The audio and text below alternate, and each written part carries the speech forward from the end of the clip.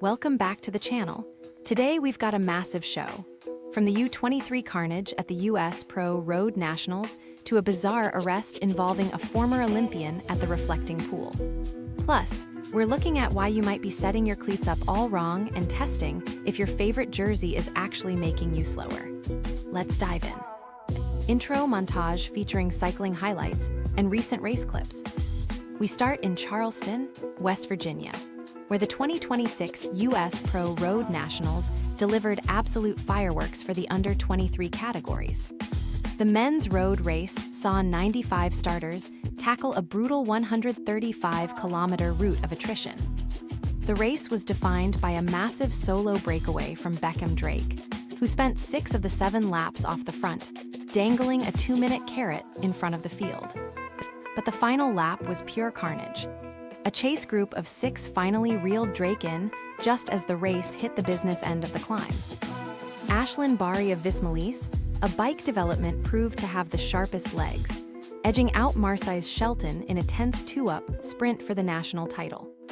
Transition to women's race analysis. It wasn't just the men. The women's race was equally aggressive.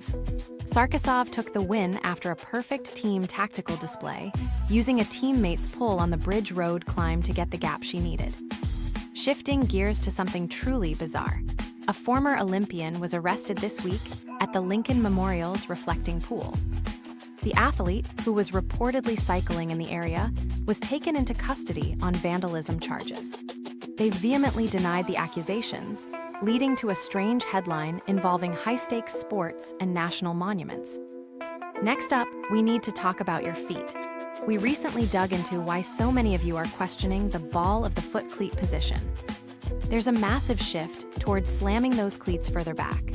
Some riders report it's the only way they've escaped chronic foot numbness. One viewer even commented that after years of pain, sliding the cleats back changed their cycling life. But be warned, you can't just move your cleats without adjusting your saddle height too. Aero testing segment. Finally, we tested the ultimate cycling debate. Is your favorite baggy jersey actually ruining your speed? We put normal street clothes to the test against top-tier aero kit. The results might surprise you. Even at modest commuting speeds, the flapping drag of casual clothes adds up to a massive power penalty. Let's zoom back in on those U23 Nationals in Charleston, because the sheer tactical density of these races is what really makes them special. The Canoja Boulevard finish wasn't just a physical test. It was a psychological battlefield where the future of the pro peloton was being tested under 30-degree heat. Race analysis segment. Beckham Drake's effort wasn't just a fluke. He managed to stay out for 6 of the 7 laps, putting the entire peloton on the back foot as they scrambled to organize a chase. The tension was palpable when the race finally detonated on the last lap, turning a calculated effort into a chaotic dash for glory. Ashlyn Barry, representing Team Visma Lisa Bike Development, showcased exactly why he's a rider to watch, navigating that technical finish to snatch the stars and stripes. It was a massive day for Team Visma as they proved their development pipeline is firing on all cylinders, turning potential into results right on the American stage. The sprint finish against Marseille's Shelton was clinical. You could tell Shelton had the strength, but Barry had that extra fraction of tactical maturity. Podium highlights. And don't look past the bronze medal battle. Brendan Luongo's surge in the 4-up sprint for 3rd proved that the depth of talent in the U23 ranks is deeper than ever. This race wasn't just about a jersey. It was a brutal 132-kilometer test of who could handle the humidity, the climbs, and the high-stakes pressure.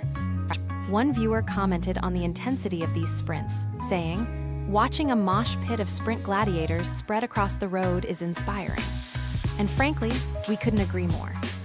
The course itself, combining technical elite circuits with the Wirtz Avenue climb, created the perfect recipe for a race that favors the versatile classic-style rider. The Meridian Racing Squad also deserves a shout-out.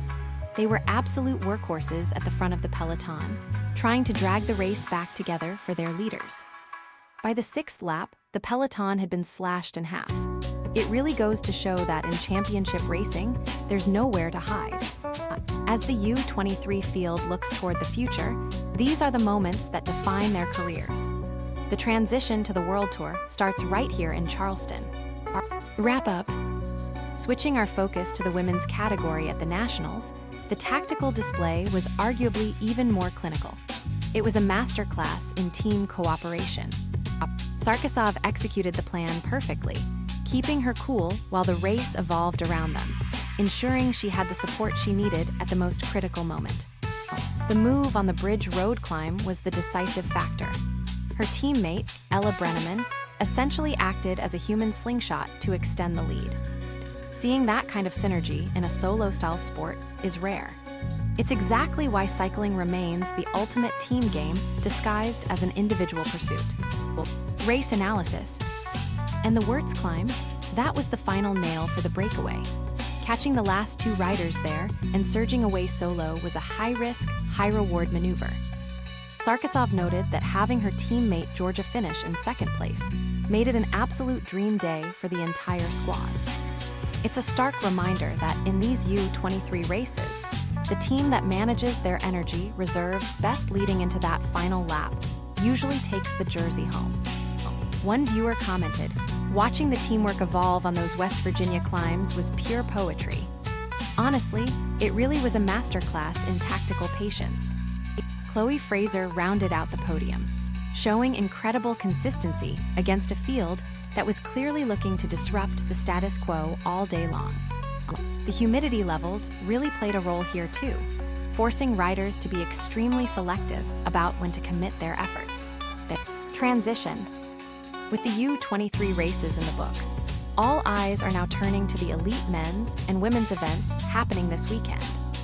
The elite women roll out Sunday at 8:00 a.m. ET, with the men's elite event following in the afternoon.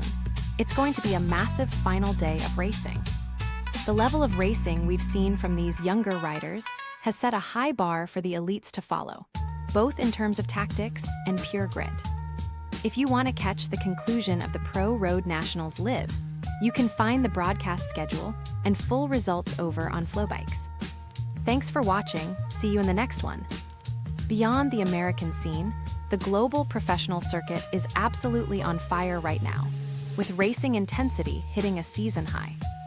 At the Tour de Suisse, Tadej Pogacar is putting on a clinical display of dominance, reminding everyone why he is the one to beat in any race he enters. Highlight analysis. The Tour of Slovenia has also provided high-stakes drama, featuring final kilometer battles that have pushed the peloton to its absolute breaking point. Meanwhile, La Route d'Occitanie saw some of the most technical bike handling we've witnessed all season as riders navigated tricky finishes.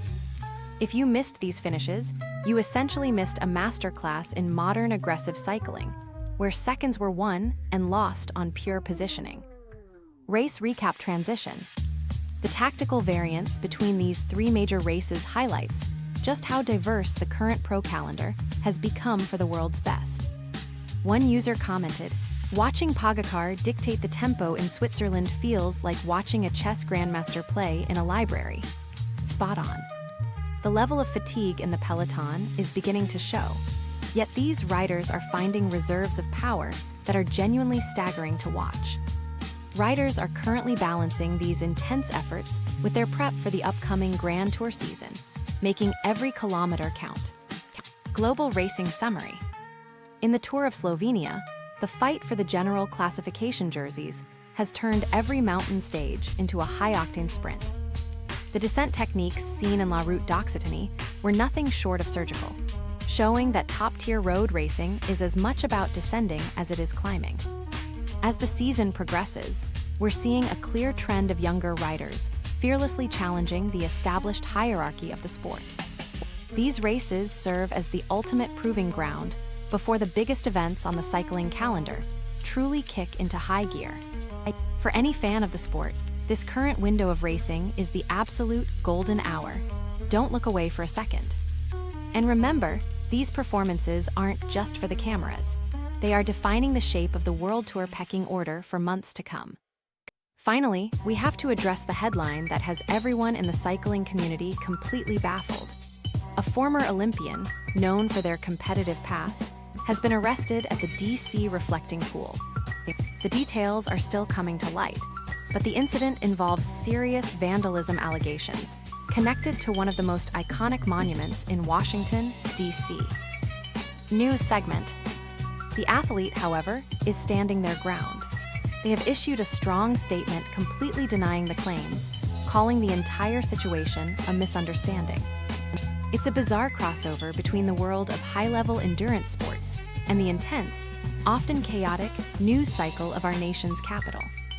Reports suggest the individual was on a bike in the area when the incident occurred, which has obviously sparked a firestorm of discussion on cycling forums.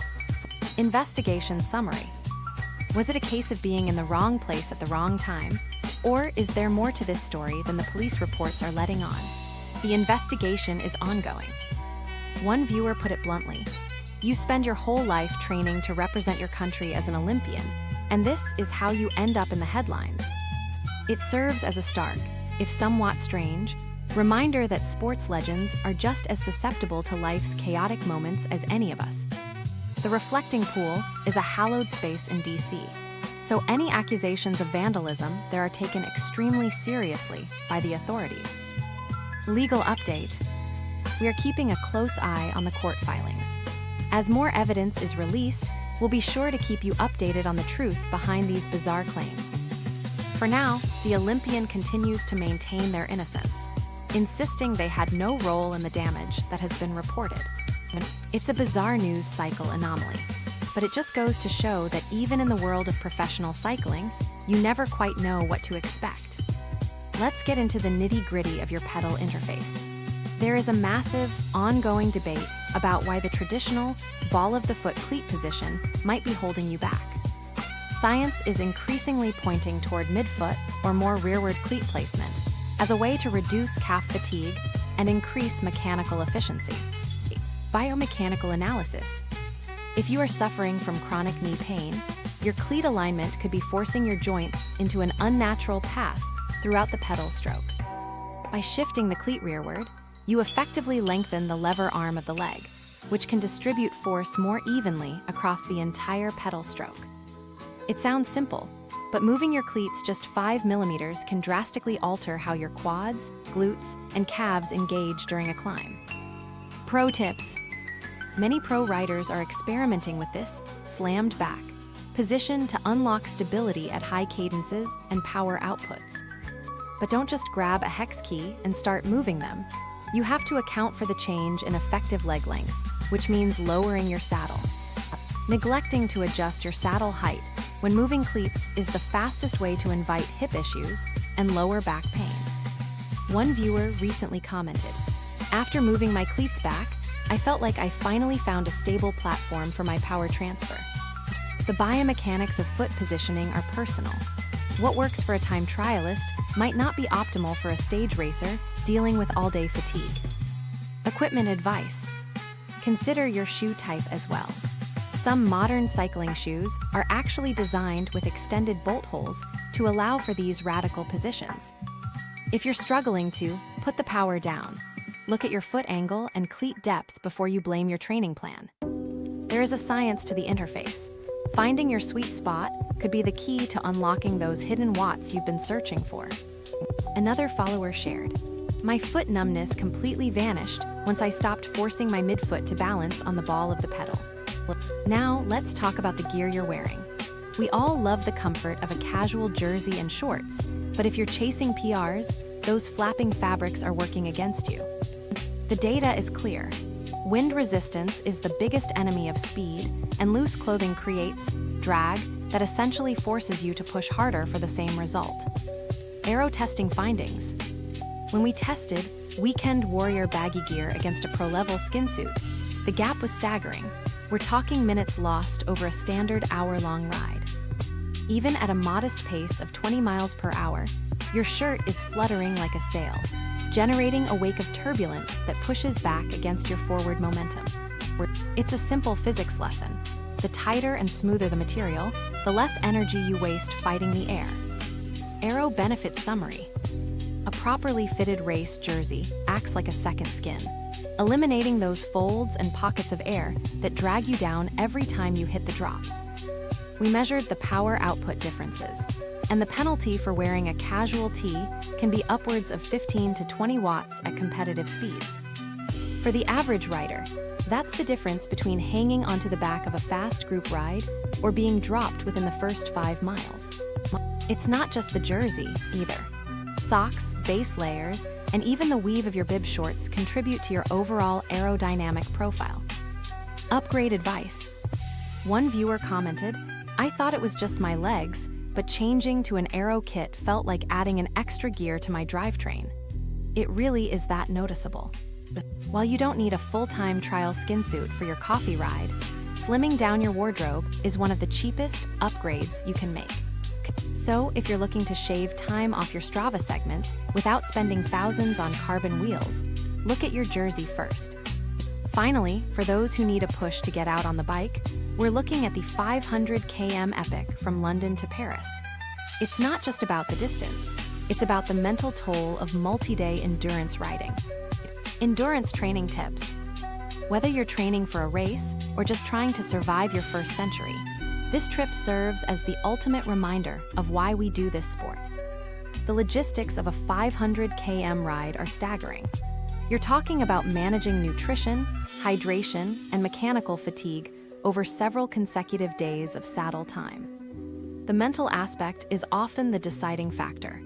When you wake up on day 3 and your legs are screaming, it's your mindset that carries you to that final checkpoint. Mental toughness segment.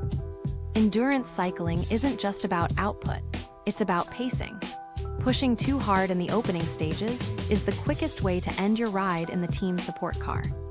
Many cyclists find that the transition from local rides to multi-day events changes their perspective on what their body is truly capable of achieving. The camaraderie built on these long-haul trips is incomparable. When you're suffering in a crosswind with a group, those bonds become permanent. Endurance recovery tips. Nutrition is arguably the hardest part of the equation. Keeping your glycogen levels topped up while your stomach is rejecting bars is a skill in itself. One viewer commented, "The London to Paris ride was the hardest thing I've ever done, but it unlocked a level of fitness I didn't know I had." Endurance events prove that the bike is more than a machine. It's a vehicle for exploration, whether you're racing for a jersey or just finding your limit. The discipline required for recovery, stretching, refueling, and getting quality sleep, is just as critical as the hours you spend in the saddle. If you're eyeing your first century, don't worry about the speed. Focus on the consistency and the ability to keep your head when things get uncomfortable. It is this specific grit that separates the casual weekend rider from the endurance athlete. The 500 km journey is the test that proves it. Thanks for tuning in.